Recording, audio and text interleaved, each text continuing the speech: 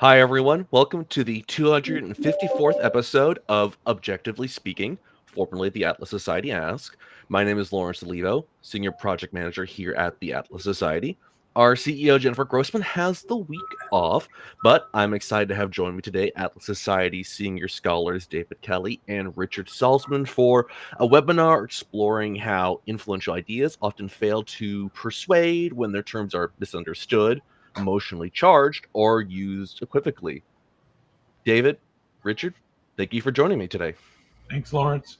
Thanks, Lawrence. All right, and I think we're going to get started with David first, so I'll pass things on to you. Okay, thank you. Richard and I have been concerned and often talked about how often a concept that we understand in one way is understood by people we talk to, whether it's students or other people in our field or whatever, the public, and they understand a concept in a different way. So we're not communicating with the same terms. This is a really important issue in objectivism. Ayn Rand developed her own innovative theory of concepts, and she used it in her political commentary to analyze her concepts, make them clear, and critique the concepts same concepts as used by her opponents. For example, you say that you're for equality. And what you mean is that you're for equality before the law. The person you're speaking to says, well, I'm for equality too. But what he means is that I believe everyone should get equal benefits from the government.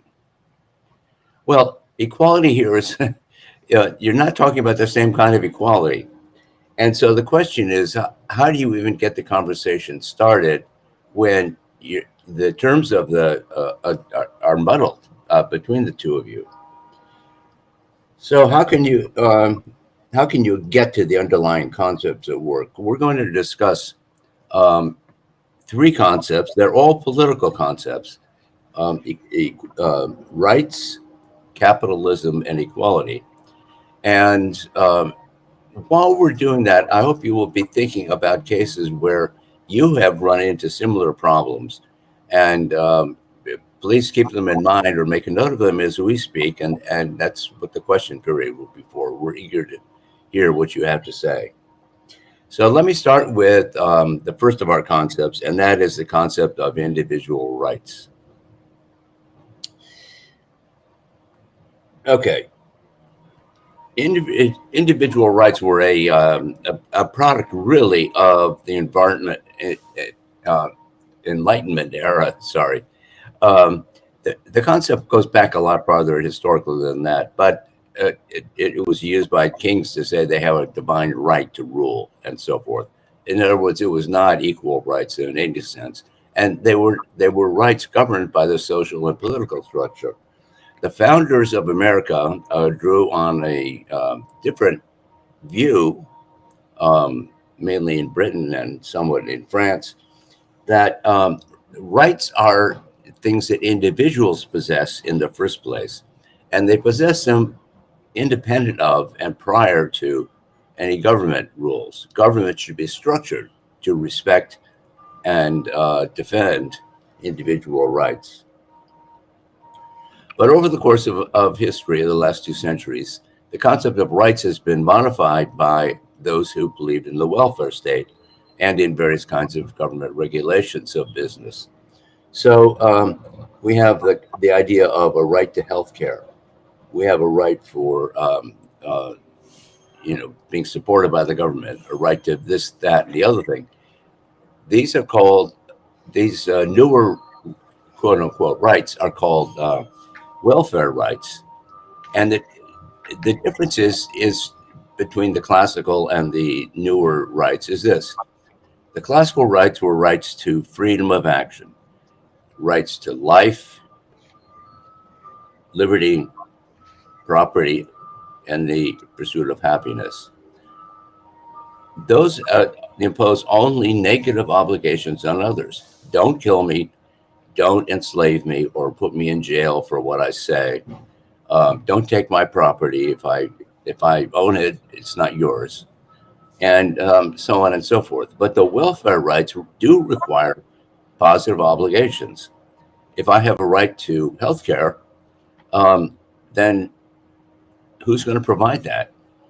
It's a positive obligation on the part of society or selected members or classes in society to make sure that I have health care. So, and that means they're not free. My quote unquote freedom to have health care, my health care provided, is is it imposes obligations on whoever's supposed to provide those rights, which is it limits their freedom. So we have this dispute, and um, when we talk about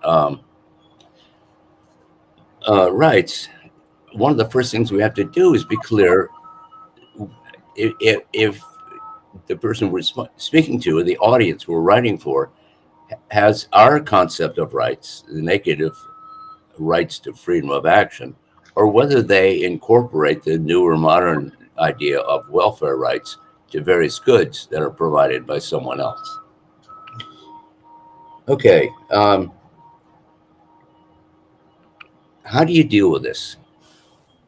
Well, one thing, if once, I mean, the first thing, and this is why we're starting each of these concepts by explaining what it actually means and what the challenge to it is. Um, but we want to get past that to how do we persuade people? Uh, Here are a couple of things that you could try. When someone claims a right to housing or welfare or Social Security or retirement funds, whatever, um, ask them what they mean by that. Ask them if they mean a right is something that you have a duty to a right, a complete right to expect, and someone else has a duty to observe.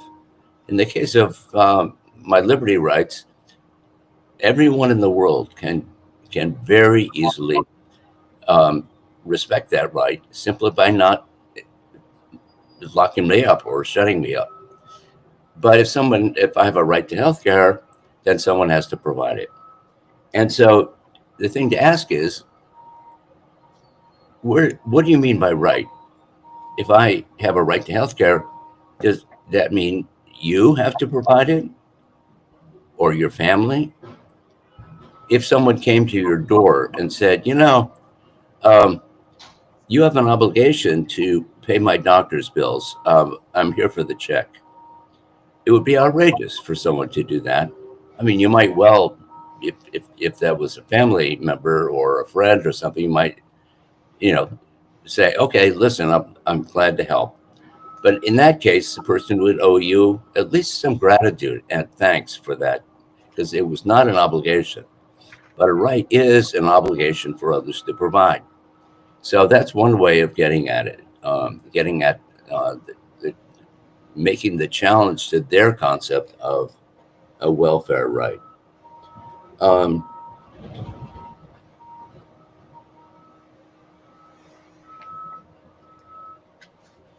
I've been in this arena for many, many years, as you can probably tell from by looking at me, and uh, that this is really hard.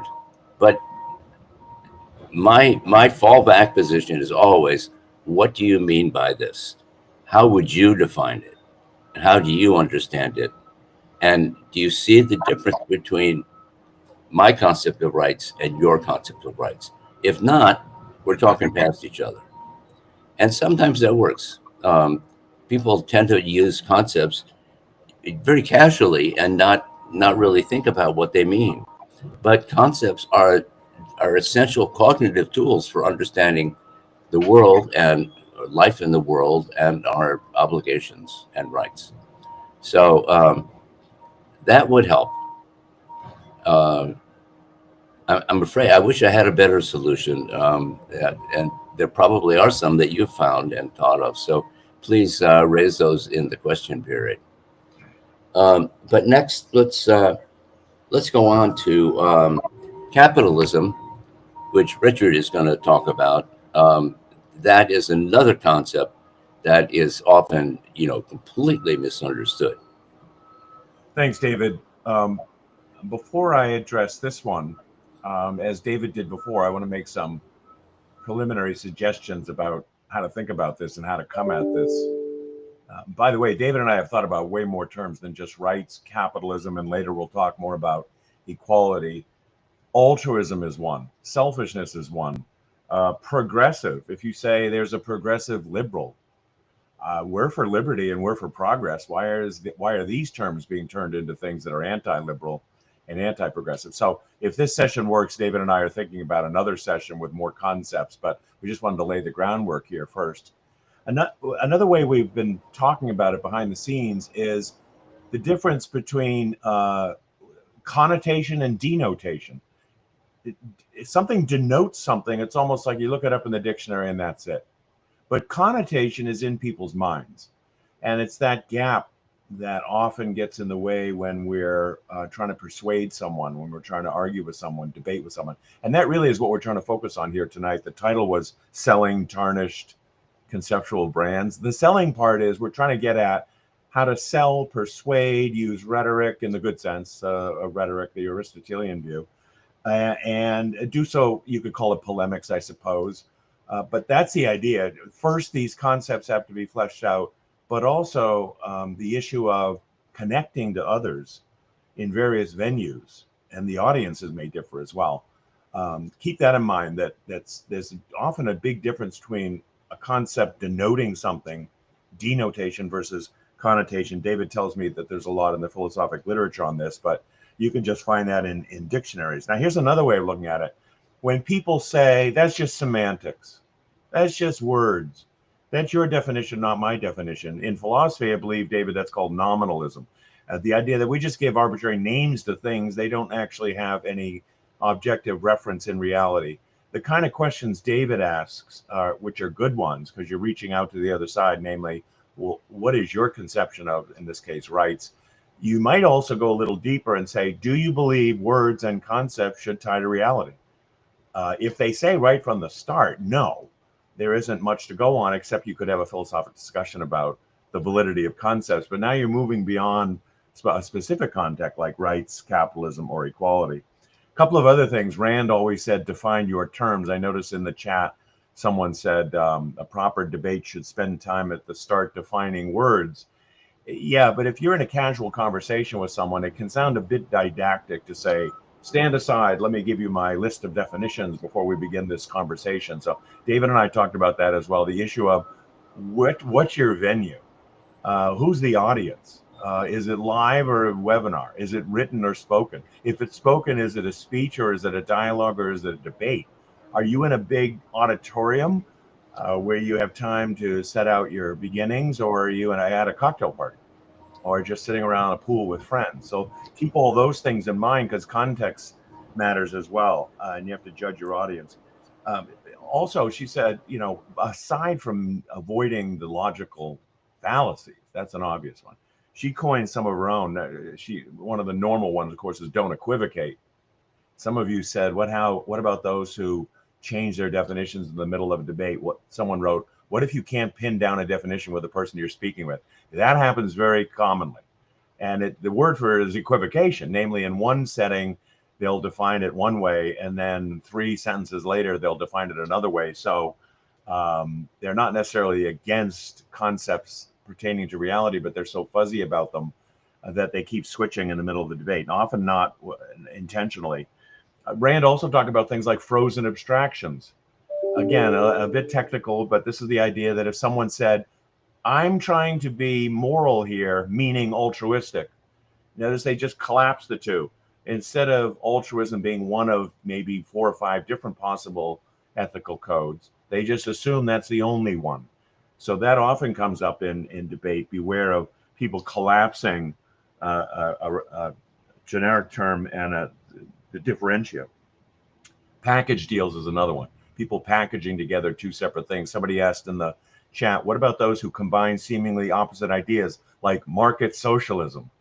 Yeah, market socialism, the perfect example. You have to get at, what do you mean by markets? And socialism is supposed to be against markets. It's supposed to be against the idea of free exchange and division of labor and specialization. So there you have to count on your interlocutor caring about the laws of logic. And again, if they're on record saying, I don't really care about the laws of logic, my logic is my logic and yours is yours, that's a different debate entirely. So those are just some thoughts on the back issue of what we're trying to sell here. By tarnished, I mean, of course, we're trying to use concepts, selfishness, capitalism, altruism, in ways we believe are true, but they've been tarnished in the eyes of many. Certainly selfishness is seen as terrible, horrific. Capitalism as well. Let me focus on capitalism now. I don't know if you are aware, but about the early 90s or so, scholars started talking about varieties of capitalism. And I thought this was very interesting because it happened soon after the end of the Cold War, at the end of the Soviet experiment, if you want to call it that, as they call it. And it's interesting because people were writing essays about the end of history. What they meant by that was there is no viable socialist models anymore. All we're left with is capitalism.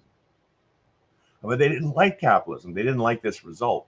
And so as scholars are wont to do, they started slicing and dicing and coming up with various varieties of capitalism. Well, you know them in the objectivist literature. What's the modifier that objectivists always use? Laissez-faire capitalism. And if you look at the literature, it's often described as a redundancy. Namely, the only reason we're saying laissez-faire, our view would be the only kind of capitalism is laissez-faire, but we need to say laissez-faire because there are these other, quote, varieties that we need to distinguish. Well, the most common, you know, today is crony capitalism. Crony capitalism. The idea of government selling favors, the idea of lobbying for special privileges, which Ayn Rand and we would argue is a result of the mixed economy. Well, notice how much you would have to explain to someone to say that it's not crony, that cronyism and capitalism don't go together. Notice you never hear, by the way, crony socialism. And so it's always pinned on capitalism. A lot of disentangling has to go on. And again, you don't want to be seen as just saying, oh, here's my definition of capitalism. I exclude cronyism and I exclude any other, you know, problematic thing you might come up with. They'll see you as just arbitrarily defining the term to kind of wiggle out of all their criticism. So that's a challenge as well. Stakeholder capitalism, you'll hear about. Stakeholder means that people other than the actual owners of businesses, people other than actual shareholders, should have a say in the business. Well, if we define capitalism as private ownership and control of property, private ownership and control of the means of production, that means non-owners have no business telling us what to do, either with our bodies or our businesses. So that kind of distinction is worth making. But notice all these adjectives, other than laissez-faire, all these adjectives are versions of anti-capitalism, actually. So you have to bring these out if you can. If they bring up the term, disentangle it as best you can. This is assuming you haven't started with, well, here's my definition of capitalism. Tell me if I'm wrong.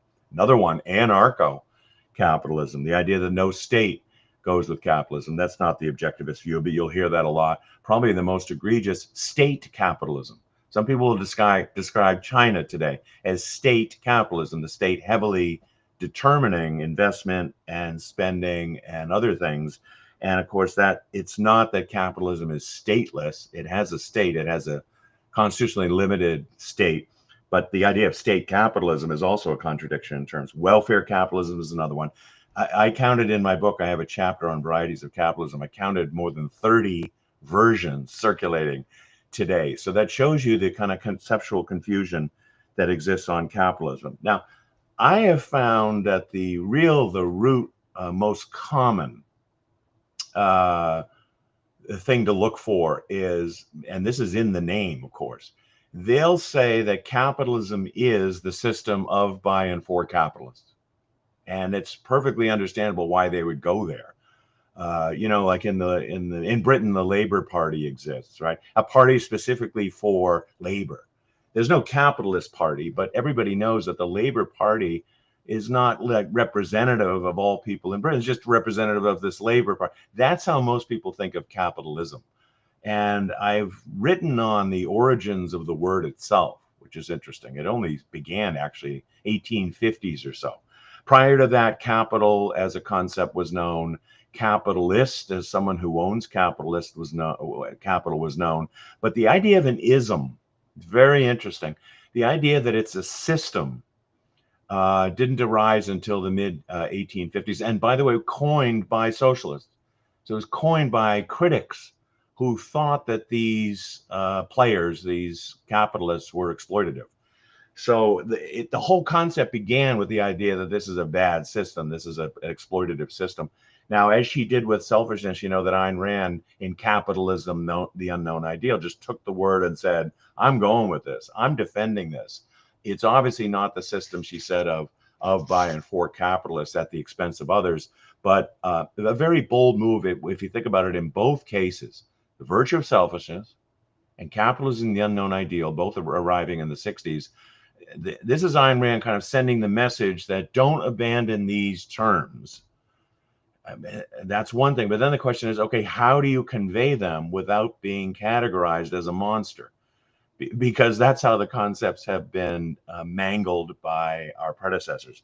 So that's really the challenge. You can tell that David and I are kind of thinking through this on the fly. It's not like we have fixed answers on all these things, but conceptual clarity is important. I'll just, before I turn it back over to David, I think I'll reiterate this idea that, and I like David's idea of, especially if you're intimate and you're in dialogue with someone, you're not just speaking to a large group where you can clearly make your distinctions, but you don't want to appear too didactic about it. It's very important to understand their context. David's point about, well, how do you conceive of rights? You say to your opponent. Or in this case, you go deeper and say, do you believe that words should mean something and that they should have fixed meaning throughout our conversation and our thinking? And if you can get agreement on that up front, that's important. Another technique sometimes is if you say to someone, okay, you think capitalism, you insist that capitalism is the system of by and for capitalists to exploit others. What about a system where they don't do that? What do you want to call that? Let's come up with a name. Gloopism or something, and get the person to agree. It's silly, of course, right, to create a neologism, but the point of it is to say, can we at least get a concept that captures what I'm talking about? And now, are you for that or against that? Isn't that possible? Haven't we arrived at some version of that or a close approximation of that? And then we can go from there. So this deeper attempt to reach out. And in a way, I would suggest it's really objective communication. Whole courses have been delivered on how to communicate objectively. And they do emphasize, interestingly, the idea of understanding what's the context and the mind, and if you wish, the psychoepistemology of the person or the group you're discussing this with. And my experience has been sometimes objectivists are resistant to doing that. They're reluctant to do it because it sounds to them like they're too preoccupied with others. It sounds too much like they feel like more like they're a chameleon trying to adapt themselves to the audience. And that's not true at all. The idea of objective communication and understanding who your audience is not an issue of surrendering your concepts or surrendering your sense of their logical connection. It's just you're there, presumably, you're not isolated. You're there for purposes of persuading. And so it's absolutely objective and rational for you to understand what other people are thinking and how they're going about it. Okay, David, I'm going to turn it back over to you. Feel free to say anything about what I said, but we had equality next we can talk about. But anything more on methodology here or technique, I'd love to hear as well. Yes, thank you, Richard. That was what you said about the methodologies. I agree with completely. I think let me make another point about context. I wrote a short pamphlet called "The 7 Habits of Highly Objective People," which is available from the Atlas Society. And one of the things it spells out what the context is. If you're in a discussion with someone, I think that you have to figure out, and if you want it to be fruitful and just not a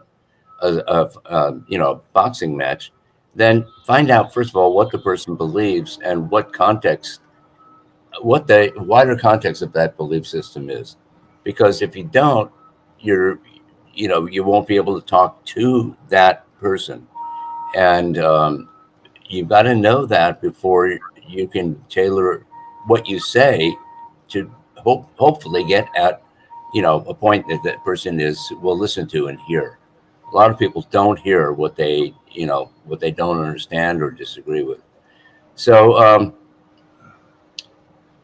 I just, in a discussion, I like to start by asking,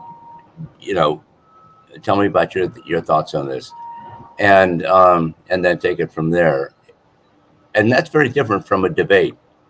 Um, when I'm in a debate, it's not my favorite mode, but I've done it. When I'm in a debate, my goal is to shred the opponent, make him, disappear into a puddle. But and that's a context, and that debates can shed light sometimes. It's always interesting to hear people know what they're doing having a debate, but I'd much rather do discussions and do it along the lines of what Richard laid out there. Now, equality is another issue. It's a third of the three political concepts that we wanted to talk about. We've done rights and we've done capitalism briefly, of course, but this is a brief format.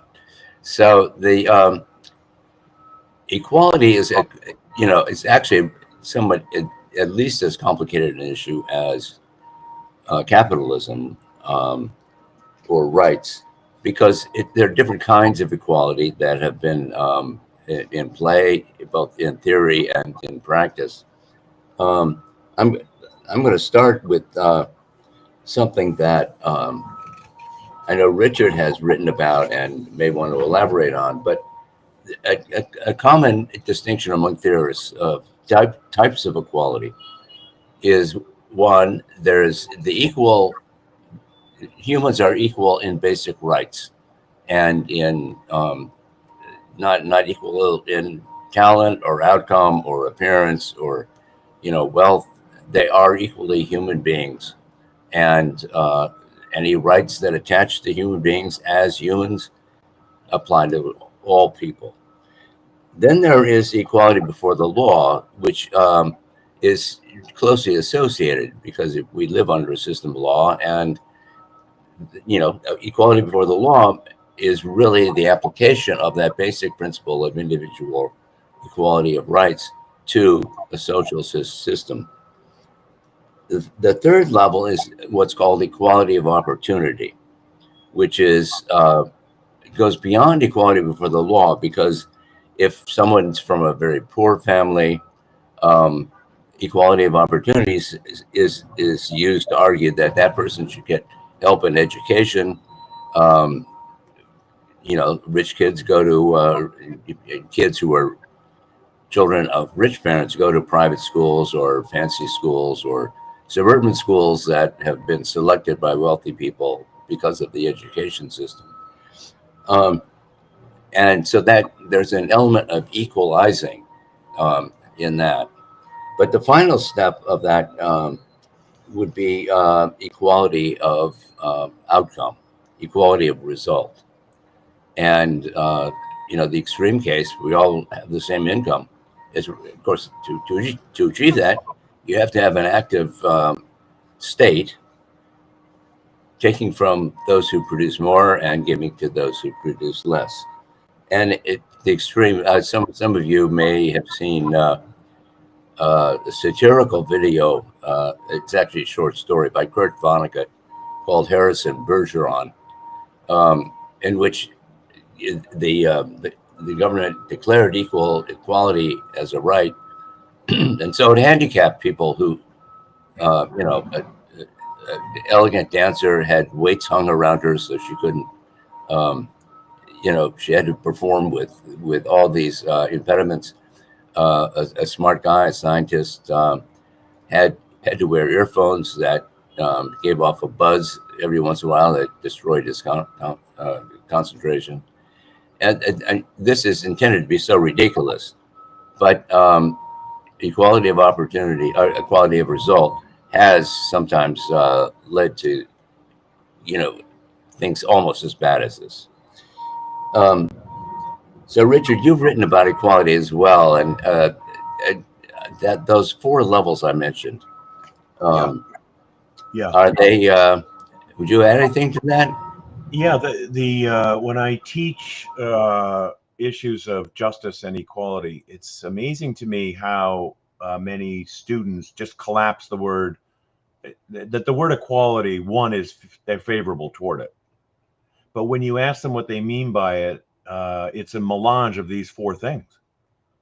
And aside from distinguishing their differences the way you just did, the other thing I find very helpful, first of all, it's illuminating to them that these really are distinctions. Okay, they know that we're not clones of each other, that physically and IQ and other things, people are not the same. You can leverage off of the idea that in the American spirit, people like the idea that there's variety and diversity, all these words we hear, right? And human being, oh, good, then let's celebrate this. Human beings are diverse. We shouldn't want to be clones of each other. But they also tend to endorse the idea until they realize others conflict with it. Equality before the law. If you say to them, a murderer is a murderer, regardless of how tall or short they are, what skin color they are, what gender they are. You agree with that? They'll say, yeah, I agree with that. And some of the great injustices of the past have violated this, right? And so you have them there so far, and you're absolutely right, David. When it gets into opportunity and result, and you're not going to have that in a natural, free, voluntary setting. That is not what's going to result in a free society when people begin different. Even if they begin it with different birth status, you have to make the argument that that is not a moral defect, something someone has no choice over, their parents, their socioeconomic birth status, so to speak. But here's a technique I've used, which I found very effective, but it took me years to figure this out, to show that one destroys the other. And this is true in rights, by the way, as well. We can come back to this, but give you an example. An example I often give in, say, tax policy. If you want equality of result and you see that there is differential income, what do you have to do? You have to have what's called a, quote, graduated income tax. You have to charge higher rates to those who make more money. Say a 70% rate versus a 50% rate, all the way down to lower income people paying, say, 10% or nothing. Well, I say to people, that is unequal treatment before the law. That's unequal treatment before the tax law. And there are many other cases of this unrelated to fiscal matters, like quotas and affirmative action and things like this, right? And so what you're saying to people is these are incompatible. These clash. You can't, in other words, you can't just take these four equality concepts and add them to each other and, get better and better forms of equality by layering in these others. No, these others, these subsequent ones that people have come up with, actually destroy the legitimate conceptions of equality. So again, we don't want to get too much into the actual content of these ideas here, but as to a technique of revealing to people that unless they're careful about how they conceptualize these things, they could actually be destroying, or they would be destroying, the very concepts that they most endorse. And of course, this is true in rights. If you say to people, do you believe in the right to life, liberty, property, the pursuit of happiness? Most Americans will say yes. But then they'll also say there's a right to health care and education and free tuition and all these other things, right? But if you show them that those are not actually rights, and worse, that they obligate providers to provide those things don't grow on trees. Those things require something for somebody else to do. And now you're effectively enslaving others. Once people realize that these inflated rights, which aren't rights, are actually eroding and destroying legitimate rights, you're much more likely to persuade them and have them see a different way, I think. That's all I wanted to say about equality for now. You want to take some of these questions, David? I'm looking at questions on the side. Some of them are interesting. One of them is, this is for you. How does epistemology play a role in whether people hear the intended meaning? I noticed that. Did you see that one? Yeah. How does Oh, I do. I'd love to comment on that. Yeah. Epistemology plays a central role, and that's why I referred to Rand's theory of concepts. It is you know, it's a requirement of thinking and logic and understanding the world to have concepts for that, to have concepts that stand for categories of things and their qualities and their actions and so forth. Um, but the epistemology of how you acquire concepts, children start learning words, which means concepts, at a fairly young age. I'm not an expert in this field, but by 4 or 5, they're talking and using words, and parents have to correct them. Kid has the concept of ball, and he sees the moon up in the sky, and he says, "Oh, a ball's up there." And the parent has to explain, "No, that's a planet. It's just very far away." Um, but the whole point of education after childhood, or starting there, is you should learn how to form concepts. A great exercise in in a logic book, for example, exercises in how to define terms, which is that's the ultimate test of whether you understand it. Honestly, if someone said got to the point of saying, "Oh, words are arbitrary. They mean whatever they say," I would just say, "Do your words mean anything?"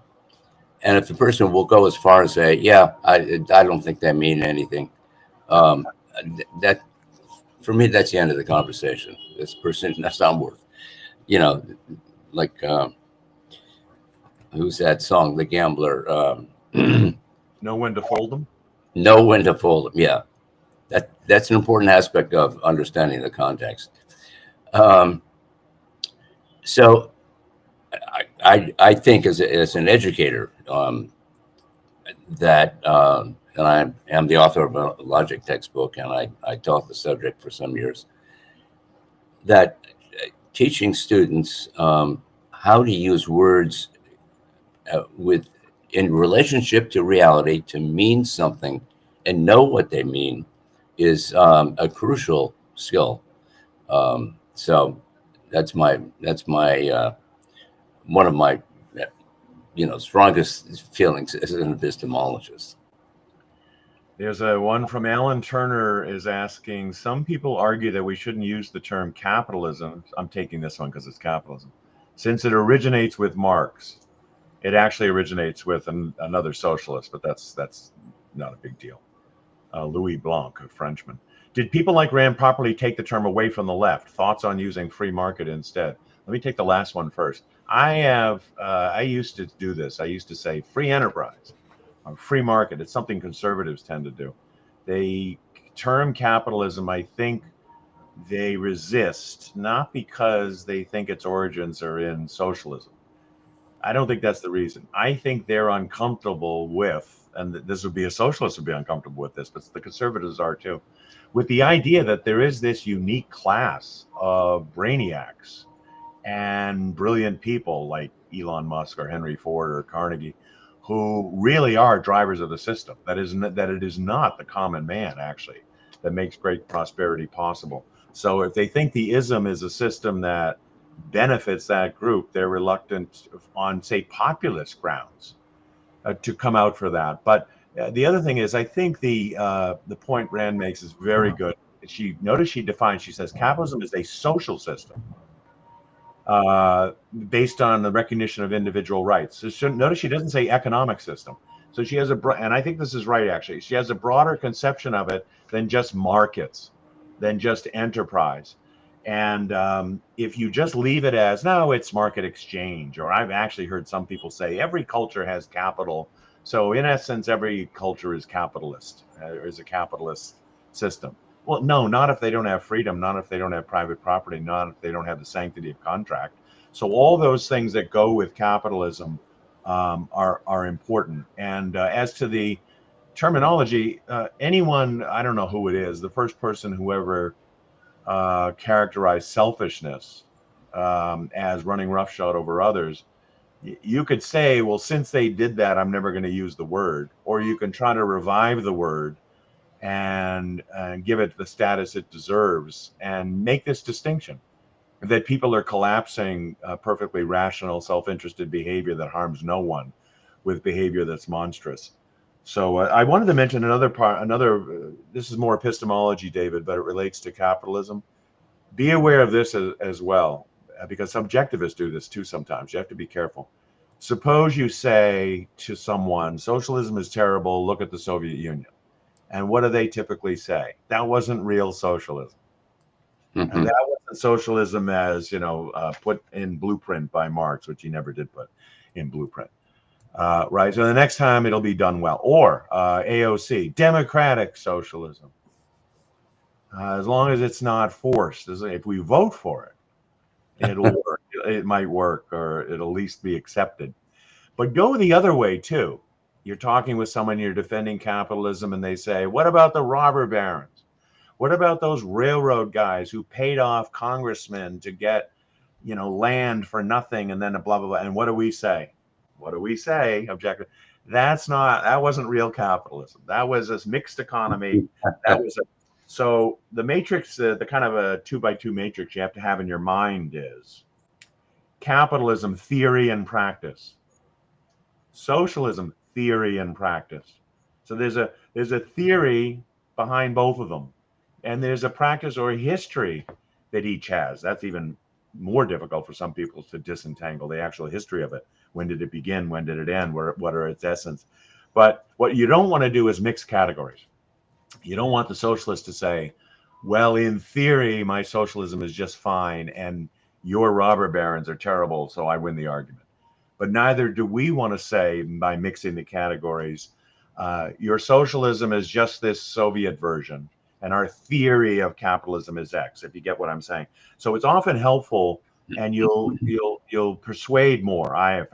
If when you talk to a socialist, you stick with theory.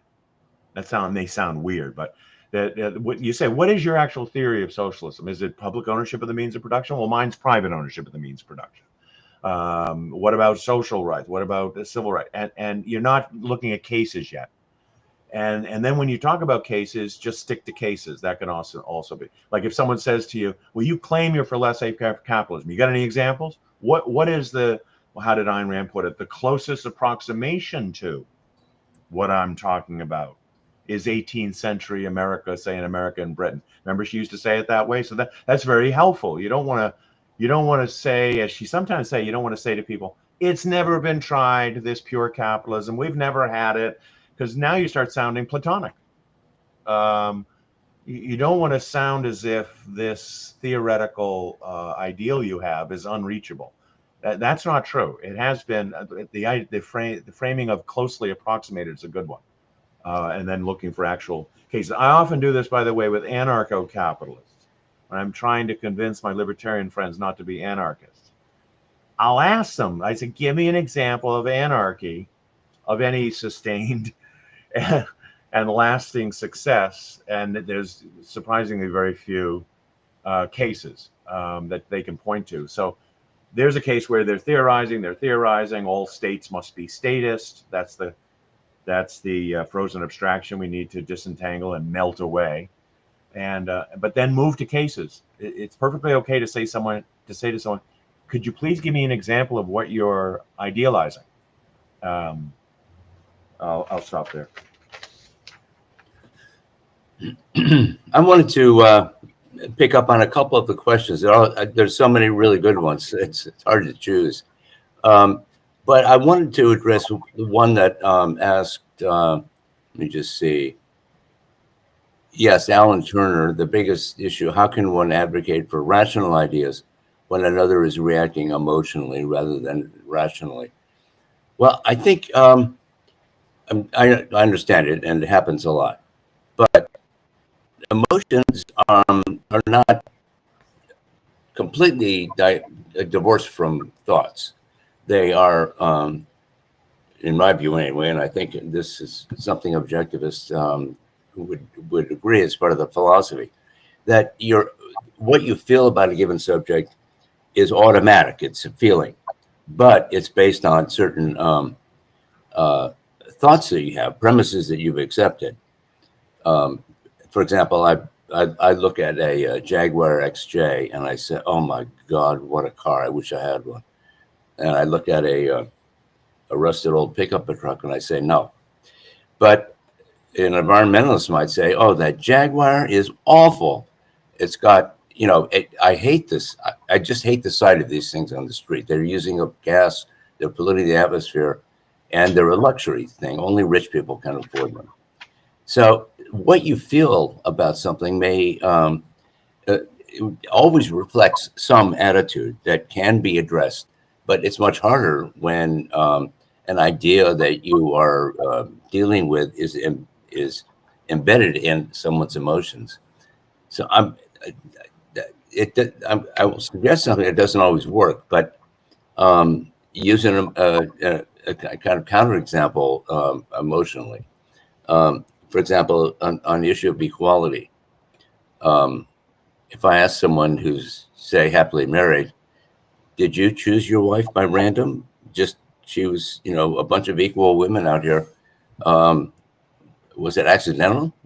I mean, if we substituted for your wife, just put someone else in her place, would that be okay?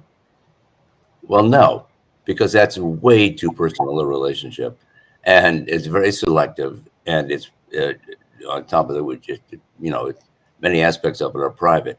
So that will convince some people to at least wonder how broadly, if they're in favor of, some aggressive kind of equality, how widely they want to take it, and then you've got something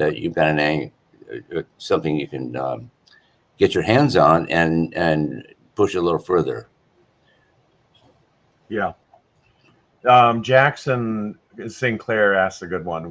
What do you think of this one, David? Which misunderstood term causes the most confusion or resistance? Altruism or selfishness? I can tell you that, well, selfishness is usually just portrayed as monstrous. So I don't know if the altruism, though, this might interest you, and my students and others, they always say it means concern for others. They don't say sacrifice. The one who coined the term, Auguste Comte, actually said, "No, I mean sacrifice. I mean putting yourself last, and if necessary, hurting yourself." So, and he was trying to counter egoism. And so, but that's a tough one. If you say, sometimes I'll say to people, altruism means otherism. That's what ultra means, the Latin ultra. And you can start from there and saying, well, what is it about others? They're certainly in your rational self-interest. If they're significant others, I like using that phrase. We have significant others. Why are they significant? Because they're of value to us. So the argument for self-interest is not that we're isolated atomistic beings. But that's a tough one, because Ayn Rand, as you know, always uses the word altruism to mean self-sacrifice or sacrificing others to self. It's both sides, right? And that is not the connotation. The connotation among the general public is you're just being nice. You're just being kindly and benevolent. Who can be against that? That's all over the literature. It's very difficult. Now, again, if you say to someone, okay, I'll give you that. Call that benevolence. Do you have a name for what I mean, which is this nasty process of using human beings as sacrificial animals? Now, get really crude about it, And they might just say, no, sacrifice. Just call it sacrifice. And normally, if you say to some, well, are you for that? Most people will say, no, I'm not. I am not for sacrificing myself. And if you ask them where their concern for others should be, think of it as a concentric circle around your life. Friends and family come first, yeah. Then colleagues and acquaintances at work, yeah. And then if it's a stranger halfway across the globe, yes, they understand why they shouldn't be prioritizing those people above themselves. So those are some techniques to it. But I don't know, David, altruism or selfishness, which one's harder for you in conversation to get over? Well, my answer would be whichever one I've tried to analyze first or latest, most recently. Yeah. Yeah. We're jumping ahead in here in talking about altruism, but that's good. What I come back to is that selfishness sometimes does have a positive meaning. I know some years ago there was the women's movement had a point about women are not necessarily house slaves of their husbands, or just raising children and cooking.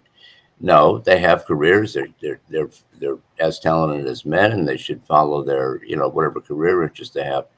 And that was all somebody describes as, no, I'm selfish. I want to do this for my life and not just be at someone else's beck and call. And that was a positive use, intended as a positive use. And you sometimes hear other cases of that. You really hear, cases of altruism, people invoking altruism as the real thing, as the bad thing that it really is. So, but I think on that score, you can just say, well, if you mean benevolence, I mean benevolence too. What can you tell me what the difference in those two terms is? Why do we have two terms? And that's a possible starting point. Sometimes, David, also you can I guess it would be called cross-pollinate these things. If you say to people on rights, back to rights, a very selfish concept, the right to my life, my liberty, the pursuit of my happiness, my property. It's hard to defend. And if people are rights defending, as many are, although they inflate rights, still, if you remind them that the altruist, the one who is selfless, the one who doesn't give a damn about themselves, isn't going to be a very strong rights protector. And so sometimes you can cross-pollinate these things, but it's not easy. Here's a question. My modern Galt asks a good question. Is it possible to reclaim a concept once its cultural connotation has shifted dramatically? Or is it more effective to coin a new term entirely? And what do you think of that one, Kelley? The reason I think this one is interesting is someone we know named Ayn Rand coined a new philosophy, because looking out in the world, right? The story is told that existentialism had been taken and ruined already, and they were right. And just the idea that she felt it important to name her philosophy and give it a capital letter. What do you think? I know we didn't expect to discuss this here tonight, but when I saw someone say coin a new term, there's an example. She coined the term objectivism as her philosophy, for purposes of not confusing it with other philosophies. And yet she didn't do that with capitalism or selfishness. Well, I think there is a significant difference there, Richard, in that Yeah. Selfishness, capitalism were terms in common use, and she disagreed with the common understanding of them. Objectivism was a new philosophy. And what she did was give a name to it, so we can say, I'm an objectivist, or that's an objectivist position, as opposed to, a pragmatist or a Platonic or whatever. It's just, so I think there's a bit of difference in the context and the function of the words. Right. But to the basic issue, there's always a judgment to be made, and it's a matter of judgment whether a concept has been so ruined that let's not use it anymore. Yeah. Even though it once might have been useful. Yeah. But by and large, I think so many concepts get diluted, and a technique of the people who are against freedom is to take the words associated with a free society, rights, equality, selfishness for that matter, and many others, and redefine them to meet their, to pump their ideology into those concepts. Yeah. It's a kind of exploitation of epistemological exploitation of concepts that were formed and developed by better thinkers. Wow. I've never heard it quite put that way. That's brilliant. I mean, liberal would be an obvious example. Yes. I think it was roughly turn of the last century, not the most recent one, where they started using liberal to mean government intervention in the economy. So then somebody had to come up with classical liberal to distinguish it from liberal.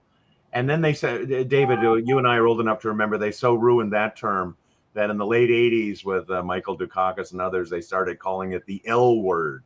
It was like, remember, it was like the N word. We don't want to be called liberals. Because why not? Why not? You took the word. You're the ones who took the word. Yeah, but over time, people realize we're just statists. Exactly right. So now the word is back to you. I read an essay. I wrote an article back then saying, if you're through with the word liberal, could we have it back? Yeah, right. Exactly. So, Here's another one. Robert Begley, opening a can of worms here, as objectivism is a form of philosophy since the ancients, even though she didn't like the term, a more proper term to distinguish herself would be Randianism. When she did that interview with Mike Wallace, interestingly, 1958 or so, he used the word Randian. And it's interesting to me, David, also that, we have words like Marxism, Keynesianism, Newtonian physics. I'm guessing here, you know her better than me. You lived with, you were alive when she was alive. She wanted to resist this idea that it was subjectivist, that it was just Rand's philosophy, right? So the idea of objectivism, and you could distinguish it nicely from intrinsicism and subjectivism. So that's another benefit in terms of rhetorical power. But moving away from the idea of a person's name, even though she invented the philosophy, what do you think of that? Was that part of the motive, in other words? And is that persuasive? Notice some of her libertarian critics will refuse to call it objectivism. They'll call it Randian. Almost like they're trying to say that you don't have any objective philosophy over there. That's just Rand's philosophy. So let's call it Randism or Randianism. Well, it's partly polemical. First of all, I should say I never talked in my brief exchanges with Ayn Rand myself. I never raised that issue, and I haven't read anything on that. I think she did say something, and anyway, I think. So, Richard, what you said is a very plausible explanation. I just don't know if that's the main one or true. But I will say I like the idea, because objective is the idea of the objective and objectivity is so central to her epistemology and her ethics, and that carries over to politics as well. So, and there may be a slight bit of legerdemain here in that if you call your philosophy objectivism, well, it kind of, if you don't like my philosophy, what are you calling yourself? Subjectivist? Yes, it is clever in that regard. Yeah, but it's in epistemology, right? If she had done existentialism, that's metaphysics. And that it's not that it's not important. Existence exists, absolutely important. But yeah, the objective gets into everything. She has an objective theory of value in capitalism. What is capitalism? Objectivity comes up, and that's rationality, right? And objectivity being the commitment to be rational. Yes, and actually, I would say the connotation of objectivity is still positive today. Wouldn't you say? Yeah. If you say the journalism is terrible today because they've thrown off objectivity, they don't even try to be objective anymore. The word does have still a positive connotation, wouldn't you say? Yes, definitely. There are people who will explicitly, especially in writing about journalism, deny that it's even possible. Yes. But it does have a positive connotation. Yeah. I mean, who would not want to be objective? Yeah, right. Yes. Well, we're coming up here to the top of the hour, so it's unfortunate to sort of call things here to a close. Before we end, is there any last-minute things that y'all wanted to go over that you think might have been missed either in y'all's talks or in some of the questions that we had come in? Oh, there's so many good questions we didn't get to. I'm sorry. But I would just say, Richard and I were trying this out, this mode of talking about concepts, and restricting it pretty much just to political ones. But there are many, many other concepts we can talk about. So if you like this format and want to let us know, or let Lawrence know, we can we'll, down the road, we'll hope we can do this again with another set of concepts. Yeah, and my final comment. Thank you for doing this, David. I loved all your comments. My final comment, Lawrence, would be as objectivists studying the philosophy, looking at the world out there. Sometimes we can get a little too insular and into the content. The content's great, but if you like, and it can be fun. I think David and I find it fun and invigorating to engage with people, you disagree with. I don't do it so much with the left or environmentalists, but conservatives and libertarians, where conservatives, I'm trying to argue for a more secular case, and with libertarians, I'm trying to argue for the case for states that behave themselves and no anarchy. There's lots of ways. If it interests you, you're not obligated, of course, right? You're going to be selfish about these things. It can be really fun to know you have a good brand, you have a good product, and then to sell it to the world and to convey it and try out things and realize when you try out certain things, you realize, I don't really know that very well. I don't know how to bridge. I don't know how to bridge what I know to this other person or this other group that seems decent to me. That can be fun. It's a fun way to stir the pot in life. And in a world where everyone's claiming we're all divided and we're polarized and nobody's talking to each other and everything, it's a nice opportunity to push back against all that too. So that's one of the reasons we did it as well. Maybe we can do it again, David. Perfect. Well, again, David, Richard, thank you so much for doing this webinar.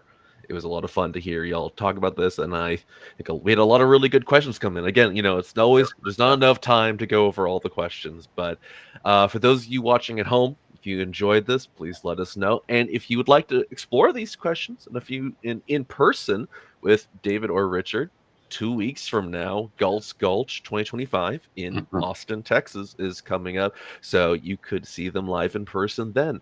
But again, if you enjoyed this video or any of our other materials, please consider making a tax-deductible donation at atlasociety.org/donate. Be sure to join us next week when Jennifer Grossman will be back, and she'll be interviewing ex-Tropic founder Gil Verdun, who will be also our keynote speaker at Galt's Gulch. So listen to the interview and then maybe you'll see him in person.